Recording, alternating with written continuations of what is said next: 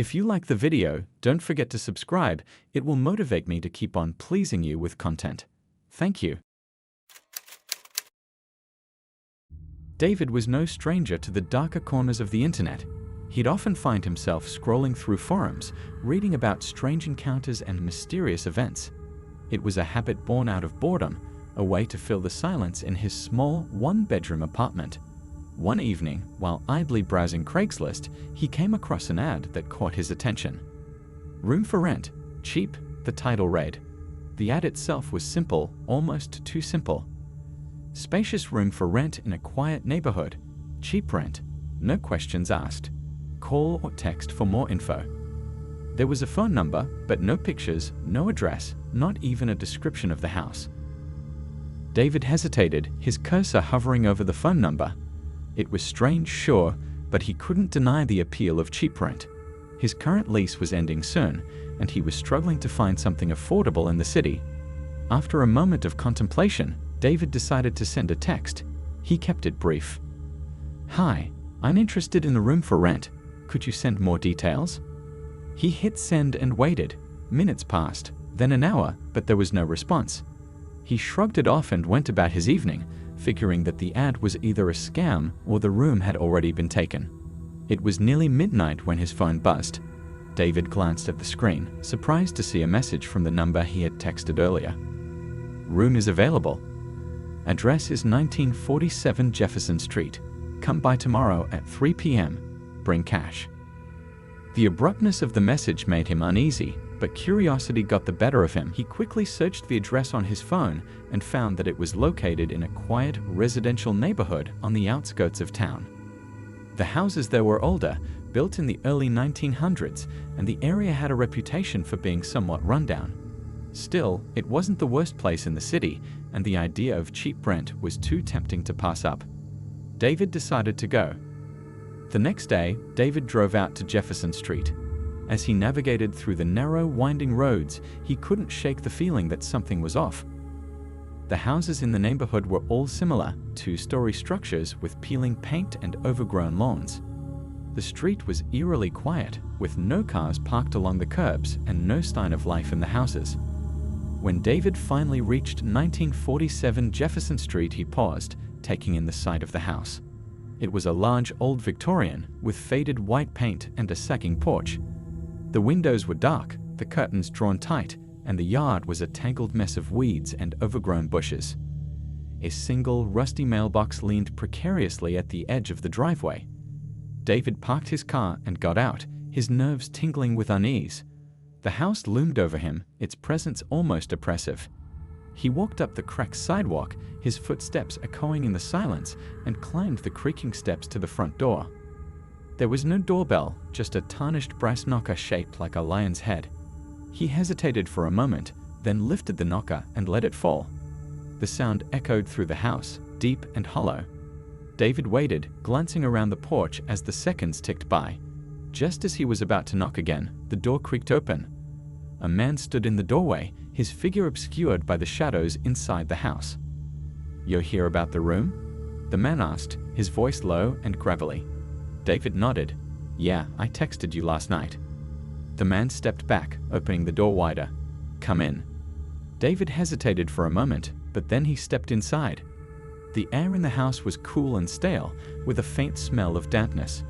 The interior was dimly lit, the only light coming from a few small lamps scattered around the room. The walls were lined with dark wood paneling, and the floors creaked with every step. "Follow me," the man said, leading David down a narrow hallway.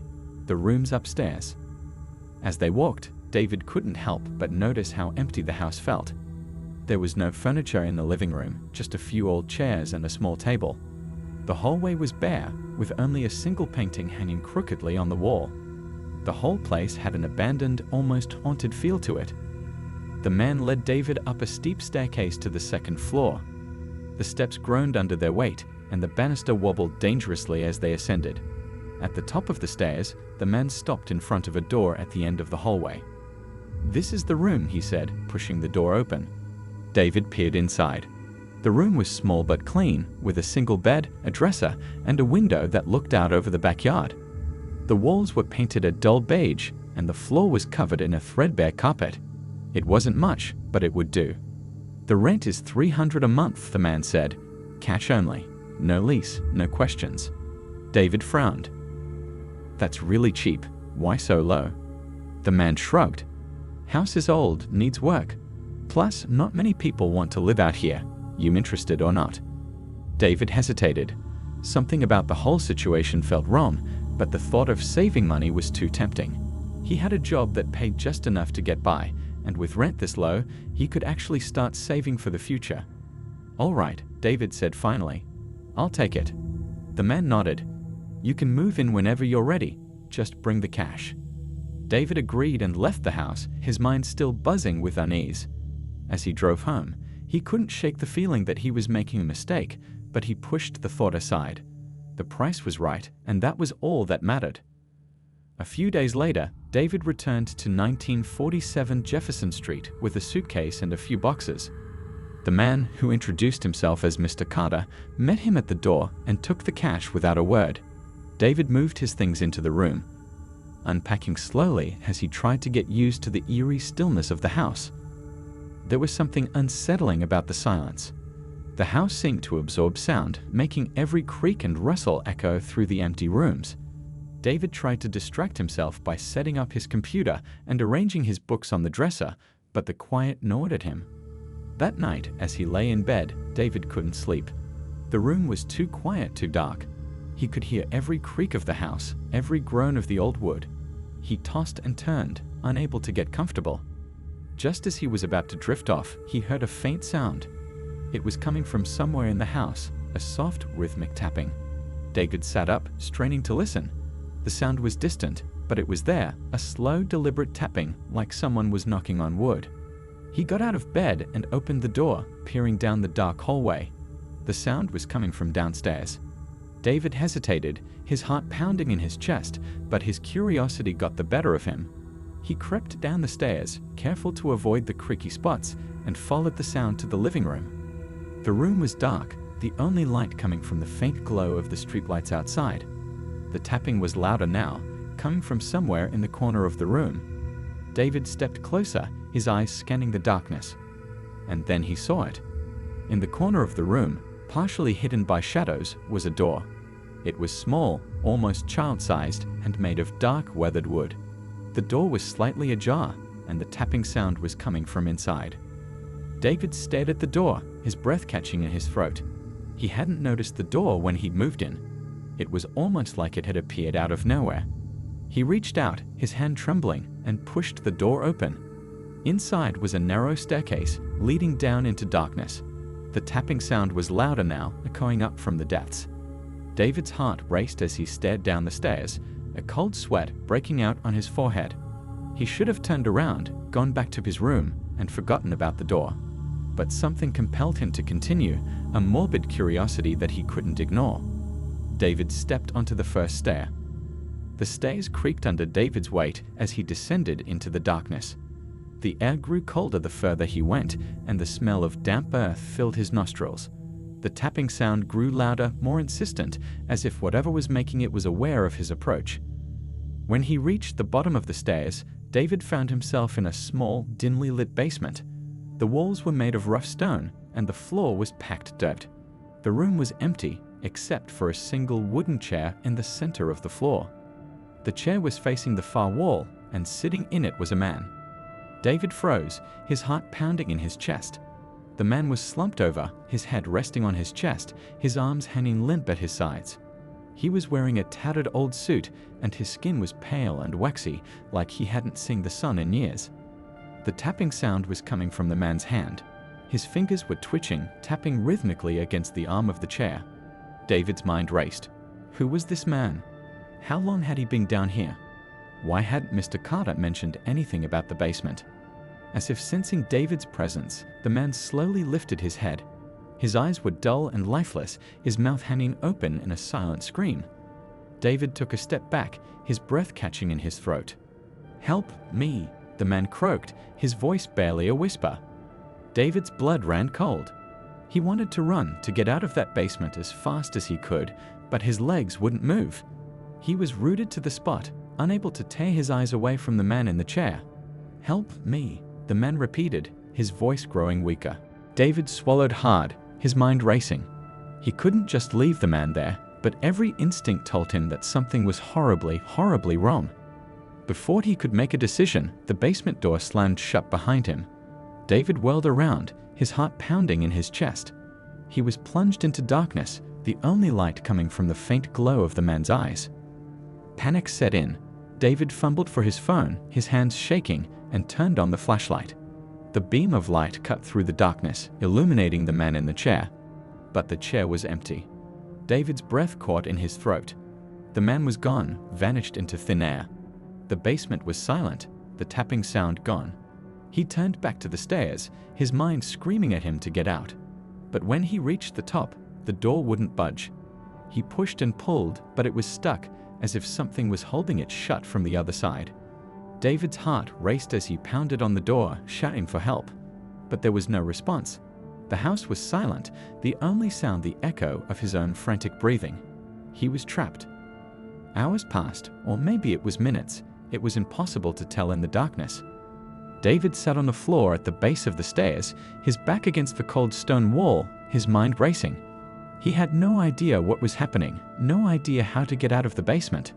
The only thing he knew for sure was that he wasn't alone. Every so often, he would hear the faint sound of tapping coming from somewhere in the darkness.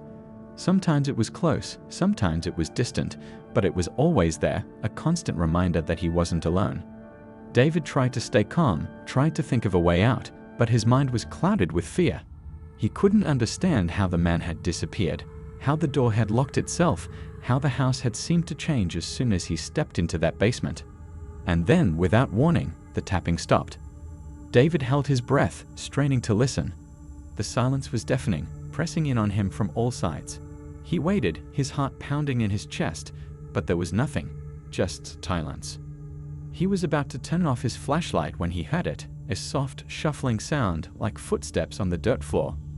David froze, his blood running cold. The sound was coming from the far side of the basement, moving closer with every passing second. He turned his flashlight towards the sound, his hand shaking, but the beam of light revealed nothing but empty space. The footsteps stopped, and for a moment, there was only silence. And then, from the darkness, a voice. "Help me." David's heart skipped a beat. It was the same voice he had heard before, the voice of the man in the chair. But this time, it was coming from directly behind him. He spun around, his flashlight beam cutting through the darkness, but there was nothing there. Just the cold, damp walls of the basement. "Help me," the voice whispered again, closer now, almost right next to his ear. David's breath caught in his throat as he felt a cold hand brush against his shoulder. He turned, swinging the flashlight wildly, but the beam of light revealed only empty air. "Help me." The voice was inside his head now, echoing in his mind, growing louder and more insistent with every passing second. David clamped his hands over his ears, trying to block out the sound, but it was no use. The voice was everywhere, all around him, filling his mind with its desperate plea. "Help me." David stumbled back, his flashlight slipping from his hand and clattering to the floor. The light flickered and went out, plunging him into complete darkness. "Help me." The voice was all-consuming now, drowning out everything else, a relentless, agonizing scream that threatened to tear David's mind apart. He fell to his knees, clutching his head, his eyes squeezed shut as he tried to block out the sound. And then, just as suddenly as it had started, the voice stopped. David gasped, his eyes flying open. The basement was silent again, the only sound the faint ringing in his ears. He slowly got to his feet, his legs trembling, and picked up his flashlight. The beam of light flickered back to life, illuminating the empty room. But something was different now. The chair in the center of the room was gone, vanished into thin air. The walls seemed to close in on him, the darkness pressing in from all sides. And the air was colder, so cold that David could see his breath in the faint light. He knew he had to get out of there, but the door at the top of the stairs was still locked, and there was no other way out. David's mind raced as he tried to think of a way to escape, but all he could think about was the voice, the desperate plea for help that had filled his mind. And then, from the darkness, a new sound. A soft, whispering voice, so faint that it was almost inaudible. "Come down." David's breath caught in his throat. The voice was coming from the floor, from beneath the dirt. It was the same voice, but it was different now, more insistent, more demanding. "Come down." David hesitated, his mind screaming at him to run, to get out of the basement, to find a way out. But something compelled him to stay, to listen, to obey. He knelt on the floor, his hands shaking as he dug into the dirt with his bare hands. The dirt was cold and damp, but he dug deeper, faster, his breath coming in short, panicked gasps. And then his fingers brushed against something hard. David froze, his heart pounding in his chest. He reached down, his hands trembling, and pulled the object out of the dirt. It was a small wooden box, old and weathered, with a tarnished brass latch. David's breath caught in his throat as he stared at the box, his mind racing. "Open me." The voice was louder now, coming from the box itself. David hesitated, his hand hovering over the latch, but something compelled him to continue. He unlatched the box and slowly lifted the lid. Inside was a small, faded photograph. David's heart skipped a beat as he picked up the photo and held it up to the light. It was a picture of a man, dressed in a tattered suit, sitting in a wooden chair in the center of a dimly lit basement. The same man David had seen in the chair. But there was something else in the photo, something that made David's blood run cold. In the background, barely visible in the shadows, was another figure. A tall, thin figure with glowing eyes, standing behind the man in the chair, its hands resting on his shoulders. David's breath caught in his throat as he realized what he was seeing. The figure in the photo was the same figure that had been whispering to him, the same figure that had trapped him in the basement. And now it was standing right behind him.